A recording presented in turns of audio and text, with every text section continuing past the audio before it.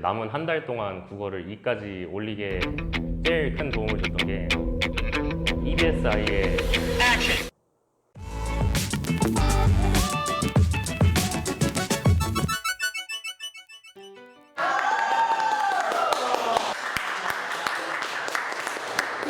네, 안녕하세요. 저는 소프트웨어 융합학과 1과분에 재학 중이고요. 수능은 이제 18학년도, 19학년도 총 2번의 수능 본 이승기라고 합니다. 안녕하세요. 저는 이제 작년에 20학년도 수능을 보고 현역으로 컴퓨터공학과에 들어온 이호준이라고 합니다. 안녕하세요. 저는 경희대학교 소프트웨어 융합학과 2학년 2학기에 재학 중인 19학번 손지원입니다. 저는 2019학년도 수능을 봐서 현역으로 들어왔어요. 네, 안녕하세요. 저는 경희대학교 소프트웨어 융합학과 1과학번 류지혜라고 합니다. 저는 19학년도, 18학년도, 17학년도까지 해서 3번 수능 치러서 작년에 입학하였습니다. 이제 국어, 수학, 영어 순대로 311, 31 맞았습니다. 과학은 생물원, 지구, 과학 원을. 저는 이제 탐구를 물리와 생명 골라가지고 국어, 수학, 영어, 물리, 생명 순으로 2, 3, 1, 3, 2 받았습니다. 원래 쉽게 잘 안 알려주는데 특별히 알려드리겠습니다. 저는 일단 과탐은 생명과 지구과학 둘 다 원을 받고 그리고 성적은 2, 1, 1, 3, 1 나왔습니다. 저도 지원이처럼 생지 받고요. 생지 순에서 국수영 생지하면 1, 2, 1, 3, 1 이렇게 나왔습니다. 네. 저 같은 경우 이제 현역을 볼 때, 현역을 되기 전에, 그러니까 이제 고등학교 입학해서 처음에 이제 다 학종을 준비하려고 하는데, 이제 1학년 내신이 4등급이 나와서 그냥 1학년 때부터 포기를 하고 이제 2학년 때부터 이제 논술을 준비한다던가 정시를 하냐 이제 고민 좀 하다가 고3 때는 그래도 수학에 자신 있어서 논술을 준비했고요. 근데 이제 수능 그렇게 좋지 않아서 이제 재수를 하고 그때는 이제 정시를 준비했죠. 저 같은 경우에는 고등학교를 들어오고 2년 동안 그 학생부 종합전형으로만 가고 싶어가지고 수능 공부는 거들떠 보지도 않았었는데 이제 3학년 올라가서 제 내신 성적을 보니까 일반고에서 이 내신으로는 이제 갈 만한 대학교가 없다고 생각해서 3학년 들어가서야 정시를 시작하게 되었습니다. 저는 이제 현역이니까 고3 6월 모의고사부터 본격적으로 수능 공부만 했던 것 같아요.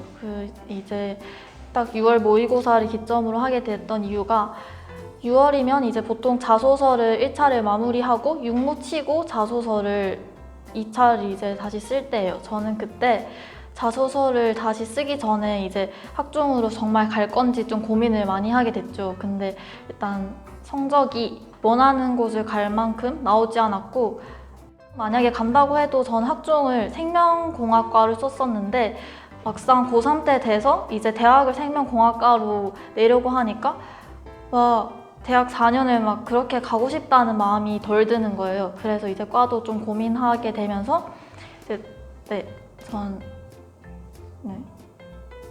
정시를 결정하게 되었습니다. 저도 현역 때는 학교에서 막 동아리 회장도 하면서 수시 진짜 열심히 챙겼었는데 활동을 너무 많이 하니까 오히려 이제 내신이 안 나와버려서 이 내신 갖고는 수시를 할 수가 없겠다 싶어서 이제 고3 때 올라와서 아예 정시에 몰입을 하기 시작을 했었죠. 근데 정시를 몰입을 했는데 조금 늦게 시작한 감도 있었고 수학 같은 거나 좀 이게 부족한 게 있어갖고 현역 때 가지고는 안 되겠다 싶어갖고 현역 때 성적 보고 재수를 결심을 해서 재수를 했었습니다. 네.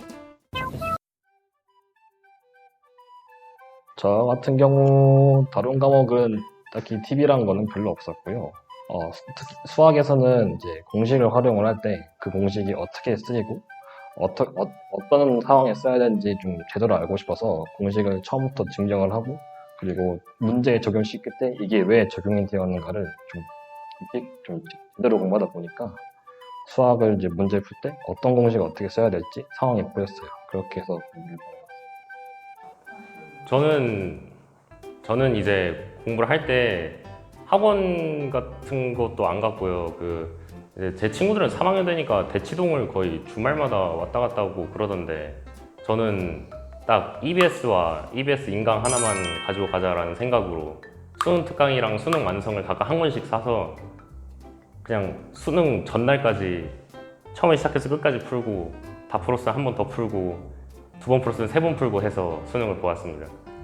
저는 공부 방법을 많이 고민을 했었었는데 그 공부 방법을 고민을 해서 여러 가지로 책을 좀 많이 읽었었어요. 도서관에 들어가서 있는 책들 다 확인해가면서 무슨 공부법 중에 파란펜 공부법, 마인드맵 공부법, 모노노트 공부법, 뭐 해줄노트 공부법 엄청 많아가지고 그 중에서 좀 저한테 제일 잘 맞는 거를 골랐던 거는 저는 기자수첩을 선택을 했어요. 기자수첩이 이렇게 길게 생겨서 넘기는 식인데 이게 좀 들고 다니기 되게 편하고 클릭하기도 편해서 그날 하루하루 공부를 앞에서부터 재수학원 다니면은 1교시부터 7교시까지 오늘 공부를 했다 하면은 이제 8교시 때 혼자서 쭉 적어요. 1교시 때부터 했던 내용들을 머릿속으로 암기를 해서 쭉 적어서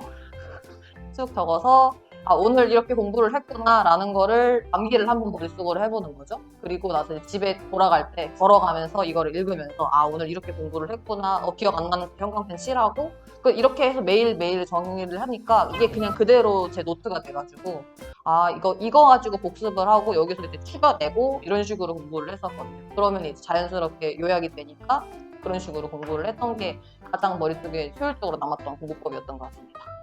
저는 그러니까 막 전체적으로 어떤 마인드맵 방법이나 이런 게 있다기보다는 저는 이제 한 과목별로 좀 전략을 짰었어요. 국어는 보통 시간 부족한 게 좀 크잖아요. 특히 화작문을 20분 안에 맞추는 게 중요한데 그 20분을 맞추려고 저는 인강을 들었어요. 방동진이라는 선생님인데 거기서 화작문을 따로 알려주시는데 이제 그 문항을 유형별로 나눠서 전략적으로 접근하는 그런 거였거든요. 그래서 그런 인강을 들으면서 화작문 시간을 20분으로 줄이고 그리고 비문학과 문학할 때는 전 기출을 좀 많이 풀었어요. 수학은 저는 수학을 좀 좋아하고 열심히 해왔어서 고3 시작할 때는 21, 29, 32 킬러 문제 말고는 그냥 다 점수가 웬만하면 나오는 편이었어요. 그래서 그냥 고3 시작과 동시에 그 킬러 문제만 딱 묶어놓은 문제집을 사서 그냥 1년 내내 계속 킬러 문제만 풀었어요. 그리고 기출을 마지막에 계속 풀었고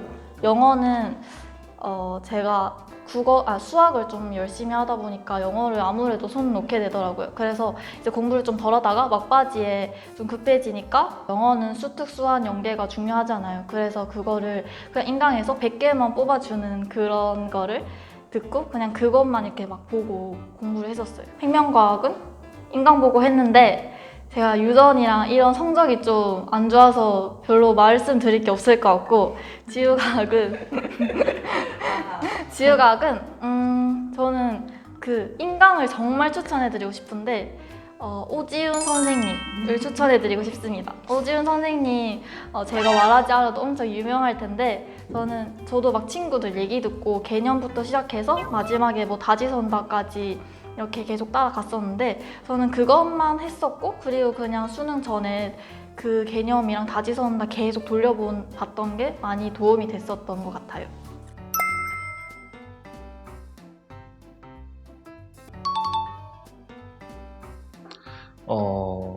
지구과학에서 이제 인강 오지훈 선생님의 이제 기출풀이가 되게 많이 도움되었고요. 문제수도 문제수지만 되게 지구과학이라는 범위가 되게 한정적이기 때문에 그 부분에 이제 유형이 나온 것 같아서 거기에서 이제 수능도 많이 나왔고요. 그래서 잘 본 것 같습니다. 그래서 그때 추천합니다. 저는 그 수능이 11월 달이니까 마지막 모의고사가 10월 모의고사잖아요. 근데 제가 거기서 사실 국어가 4등급이 나왔었거든요. 마지막까지. 근데 이제 남은 한 달 동안 국어를 2까지 올리게 제일 큰 도움을 줬던 게 EBSI의 이름 까먹었네. 잠시만. 국어 EBSI 인강에 그 남궁민 선생님이 계신데 남궁민 선생님의 인강을 들을 때는 공부가 아니라 그냥 옛날 이야기를 듣는 기분이어가지고 하루에 2시간씩 들으면서 국어 공부를 했더니 점수가 좀 받쳐준 것 같습니다.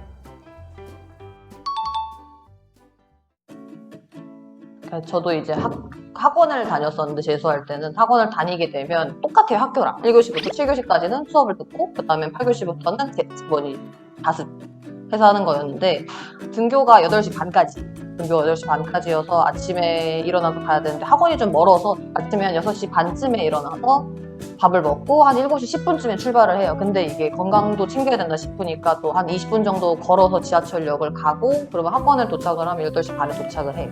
그러고 나서는 자연스럽게 수업 듣고 10시까지 하고 나서 집에 들어올 때도 마찬가지로 10시부터 도착을 해서 걸어서 집에 오면 11시쯤에 도착을 하거든요. 그럼 그때 이제 오늘 하루 종일 열심히 공부했으니까 뭐 웹툰도 보고 좀 약간 놀면서 편하게 즐기다가 12시에 취침하는 걸로 항상 패턴을 맞춰놨던 것 같아요. 저도 비슷해요.